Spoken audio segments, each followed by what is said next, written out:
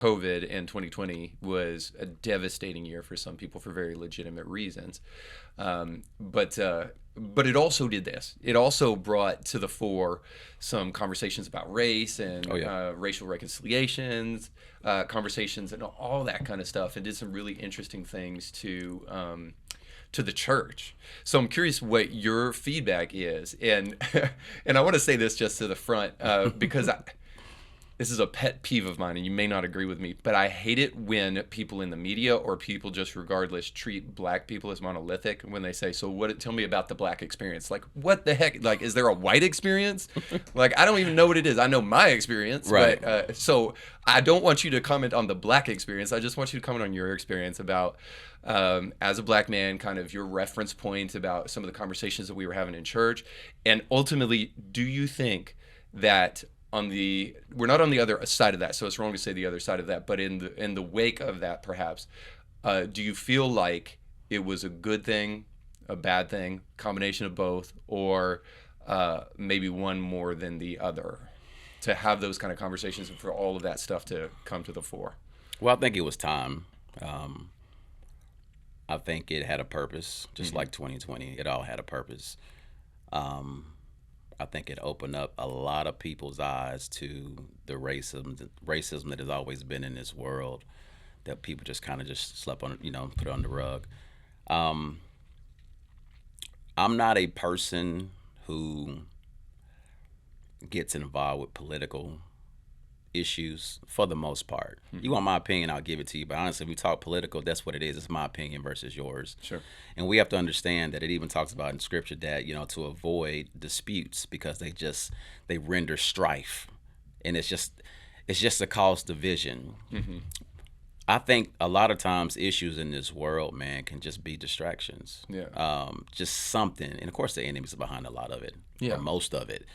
But it's just to divide and get the focus off of who God is, what God is doing, and what God is saying in His Yeah. Word. And I believe if we would all just get back to, okay, who is God? What is God doing, and what is He saying? Then we would understand that those issues are already been spoken about in Scripture. This ain't nothing new. It's not like God. I'm getting excited. Can I turn my hat around? Oh no. It's not like God is sitting in heaven like, man, I didn't see that one coming. Let me go back and see if I can fix that. Yeah. This is nothing new to Him. He's not surprised by anything that happened in 2020, nor is He surprised by anything that's going on currently. He knows. His plan doesn't change, though. It's still the same. So, and we lose focus of that. Yeah, We I agree. forget that, okay, you know the end from the beginning. Why are we tripping? Let's just trust Him and see what happens. Yeah. Let's continue to be that light and see what happens. Yeah. Let's continue to win people and see what happens. Yeah, man. I couldn't agree with that more.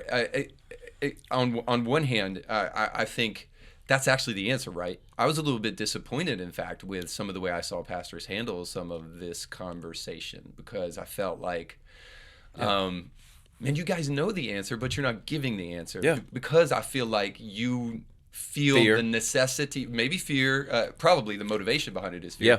but you feel the necessity to echo the culture rather than to be the voice of Christ in this There you go. generation. And so we found ourselves saying like, and in some ways this is true, but it isn't helpful just to simply say, well, the church is the most segregated place on a Sunday morning in America, which I don't even know that's true.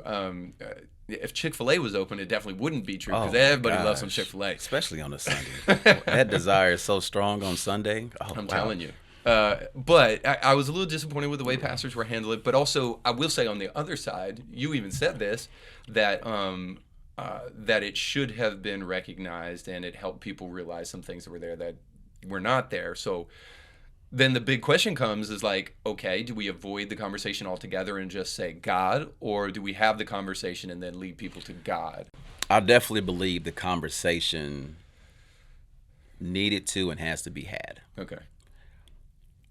But it has to be had in such a way where there's understanding, not to the place where I'm going to prove you wrong, or here's my point, because that just, again, it creates division, it creates strife, and now you're worse off than what you wear. Yeah, this is the way I say it. I think the conversation needs to be had with compassion, which means Absolutely. that you have to be willing to have the conversation with the idea of reaching the other person that you're speaking to, not proving the other person wrong, Exactly. or just saying what you feel like is supposed to be said, but trying to help people. So Yeah. now the other sticky situation there though is that a lot of people say things that they think are helpful, but really aren't that helpful. Like I don't believe the conversation about white privilege is helpful. I don't think that helps anybody. Yeah, that just, I think it just confuses things. Yeah. All lives matter. Black lives, white lives, whatever. I'll say that. Because how does God look at it? I've never seen it in the scripture. As far as only these certain people lives matter, they all matter. But and I want you to keep going, but also too, I think it's so important to me. I'm passionate about this because if I had, I would turn it around. Because I've heard pastors say that if you look at a person by the conduct of their character and not the color of their skin, you're stealing their identity from them because God made them this way, yada, yada, yada. But the scripture says very clearly, and I didn't hear any, but it could just be my limited experience, but I didn't hear any of the major pastors when this was going on say, God looks at the heart. Man looks at the outward. It's a man-made thing to look at the outward and not to look at the heart. And Paul even goes further and says, that's from the mouth of God in 1 Samuel, but Paul even goes further and says, no longer judge a man from the outward, but judge him by his interior, by his character. Can you imagine what it would be like if the news and the media, because they control the narrative, had they been like, all this craziness and chaos is going on, but the scripture says, nobody's like saying asking that. a politician to legitimately apologize. Yeah, nobody's saying that. And when I think about all the chaos, everything that happened, all I can think about is John 17, where Jesus is praying. And his prayer for the people was, God, let them be one like we're one. You can catch brand new episodes of Indie Thinker with Reed Uberman every Monday and weekly bonus episodes to keep you thinking throughout the week. But you have to subscribe and click the bell to be notified when new episodes drop. If you enjoy this content, make sure to like this video and share it with friends.